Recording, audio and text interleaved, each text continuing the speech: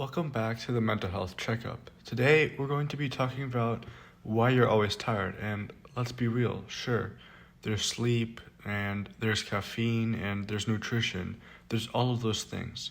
But this episode is not going to be about any of those. Being tired all of the time is not just about getting enough sleep. You can sleep for 8 hours, you can eat healthy, you can drink all the water, and you can still feel completely drained by noon every single day. Why? Because when you look at exhaustion, it runs deeper than just your bedtime routine, what time you wake up, what you're eating. All of those are important, don't get me wrong, for energy, but it gets much deeper than that. And that's what we're going to dive into today. We're going to dive deeper than just sleep and nutrition and caffeine, and I'm going to go over 4 reasons why you are always tired. Okay, the first one is mental fatigue. Mental fatigue is the silent energy killer throughout your entire day. Have you ever noticed that sometimes you can have great sleep, you can feel good, you can be, feel like I just got a whole bunch of sleep, everything's good, nothing's wrong. I didn't wake up in the middle of the night. I had all of the great nutrition, I had my coffee, and then just no matter what, you still feel like you don't feel it physically, like you ever feel completely wiped out even though everything else seems completely perfect. Have you ever felt that? Maybe it might be mental fatigue. So exhaustion comes from many different forms, but it can also come from decision overload. Having to constantly be thinking and prepping for what's next, constant problem solving, all of this information being bombarded by it every single day, all day long. And if you're not 100% sure that mental fatigue is possible, professional chess players can burn around 6,000 calories a day, and all they do is sit in their chair. And the reason why is because they're sitting and they're mentally moving all of the chess pieces and thinking 10 steps ahead. They can burn 6,000 calories a day just by thinking. That's 3 times more than the average person usually eats in a day. And so the reason why mental fatigue is so draining is the reason why you want to think of it kind of like, to make it easy, is think about your cell phone, right? You wake up in the morning, you had it plugged in all night, so you're at 100%. Your brain is the exact same way as your battery in your cell phone. Every thought you have, every decision that you have to make, every distraction that pulls you away from what you're just doing, all of the multitasking that you're doing, all of that pulls from your energy reserves. It drains your battery in some sort of way. And so decision fatigue is really important to look at. Did you know that the average person, I'll just ask you, how many decisions do you think the average person makes in a day? Just say the number out loud to yourself. How many decisions do you think the average person makes in a day? The average person makes about 35,000 decisions per day. And these can be small choices, they can be big choices. It could be stuff like what to eat, what to wear, how to word an email, when to turn in your car on the way to school. All of these little tiny decisions add up. If your day is packed with choices and decisions, you're leaking energy constantly. So that's one thing, is you're constantly making so many decisions, which can lead to mental fatigue. The next thing you want to think about that happens to deal with this is overstimulation. We consume more information in a day than people did in a month 100 years ago. If you think about all the information, all of the things trying to pull your energy from Facebook, from Instagram, TikTok, YouTube, or even Reddit, some of you listening to this podcast episode right now, check your Instagram, TikTok, or YouTube even before you brush your teeth in the morning. That's crazy. I do it sometimes too, but that's crazy. And then you check your emails and your text messages as well. Your brain was not designed for all of this. And your brain, just so you know, you're not just passively looking, you're not just passively, your brain doesn't just turn off when you're scrolling on your phone. No. Your brain is actively processing every single moment. So when you think you're just sitting down and relaxing on the couch by just scrolling, your mind is constantly working. So it's constantly being bombarded by all of the videos and all of the things that you read and all of the people who are fighting with each other in the comment section. Well, so how do you fix any of this? Well, what I would recommend is that you simplify your daily choices. Plan out your outfits, prep your meals, create routines that are important for you just to reduce as much decision making as possible. I remember reading an article not too long ago that says that Jeff Bezos, the CEO of Amazon, only makes about 3 decisions a day at work. That's it. He says, I want to make 3 decisions, but I want them to be the 3 most important decisions I can make today. And so, what I would recommend is how can you have less decisions you have to make? Another thing that will really help you out is starting to get to take micro breaks throughout the day. Every 90 minutes or so, step away from all of the screens that you have and give your brain a rest. Just a real quick reset. It's kind of like if you were just to plug your phone back in for 5 minutes and you get an extra 10%. That's the way you want to think about it, even if it's just a few minutes of stillness. So I recommend, at minimum, doing 2 minutes of breathing. Here's a really simple 2 minutes of breathing. You do 4 seconds in the nose, 8 seconds out of the mouth. So 4 seconds in, 8 seconds out of the mouth. You do that 10 times and you've got about 2 minutes of breathing. That alone will reset you and make you feel a lot more relaxed and kind of give your brain just the quick reset that it needs. You don't always have to be connected all the time. I promise you, if you take a 5-minute break, the world is not going to crumble. So limit your screen time. Also limit your screen time before bed. The blue light, all of the information overload makes it so much harder for your brain to slow down and properly recharge as well. So that's the first thing that's really, really big for people I want you to realize. It's taking a lot of your energy throughout the day, is you have a lot of mental fatigue. The second thing that's taking a lot from you, emotional exhaustion. Sometimes it's not your body that's tired. It's like, without this sounding kind of weird, it's like your soul is tired. Like your soul is just like, dude, can you take a break please, right? So it's like emotional exhaustion happens when you're carrying too much and you have too much to worry, you have too many fears, you have too many limiting beliefs, you have too much responsibility, you have too much pretending that you're fine when you're around other people when you're actually not. And so when you look at emotional burnout, it can show up in so many different ways. Like it can show up in the feeling of just feeling numb. Like I remember last year when I was going through school and just trying to do everything right, it was like I was going through the motions and I just felt numb. Nothing really excited me anymore. I became kind of pessimistic. I was just going through the motions and it felt like the easiest way to describe it is like I felt like the saturation had been taken out of the world and I was just kind of mindlessly operating. I was just kind of going through the motions without a real purpose. And I remember one of my close friends actually was like, hey, you seem different. Are you okay? Like, are you starting to feel depressed or something? And once I knew that someone else had seen it, I was like, damn, okay, something's happened and I really need a change.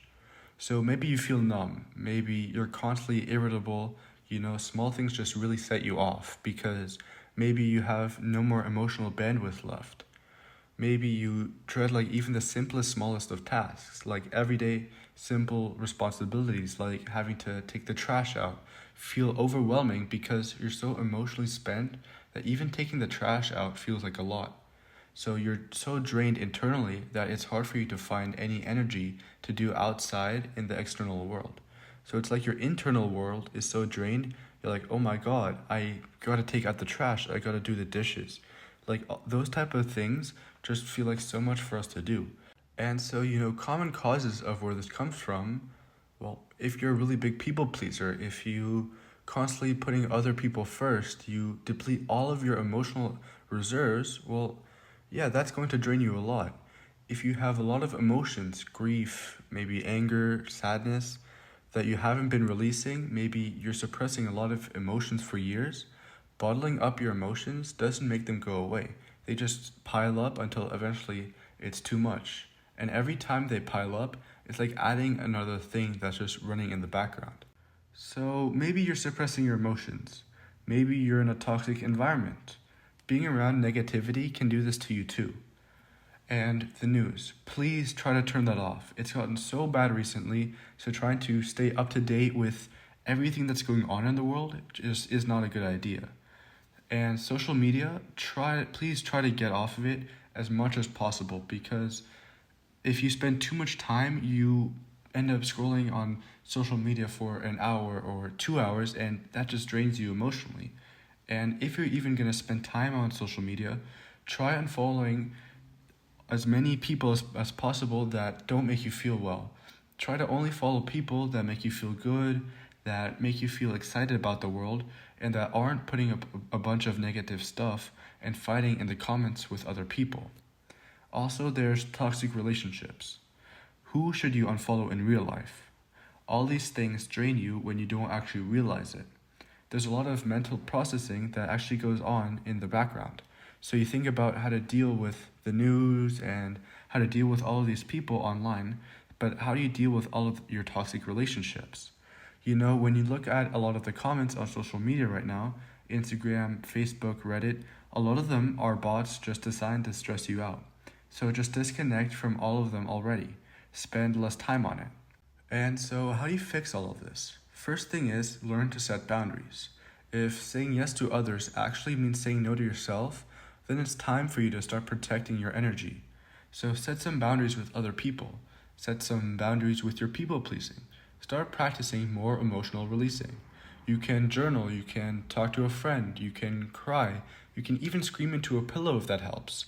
Just get it out instead of holding it in so much. You can go on a walk, like get out into the world. Stop being inside all the time. It's crazy, like when you're on your phone and you're inside all day long and you're on social media and everything's like doom and gloom, and then you walk outside and it's sunny and everything's peaceful and you're like, wait, this isn't really reflecting what it looks like when I'm on my phone all day long. So get away from your phone, go on a walk, be outside, get some sun on your skin, and do like an energy audit.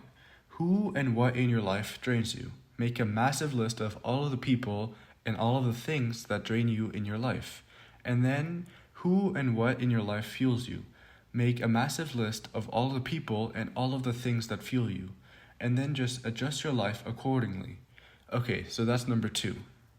The third thing that will really drain you a lot, which this is a really, really big one for a lot of people that I've found, is that there's a lack of purpose in your life. There's a kind of tired that sleep can't fix, and it's this exhaustion of not feeling fully alive. If you wake up every morning and you feel like you're just going through the motions, your soul's running on empty.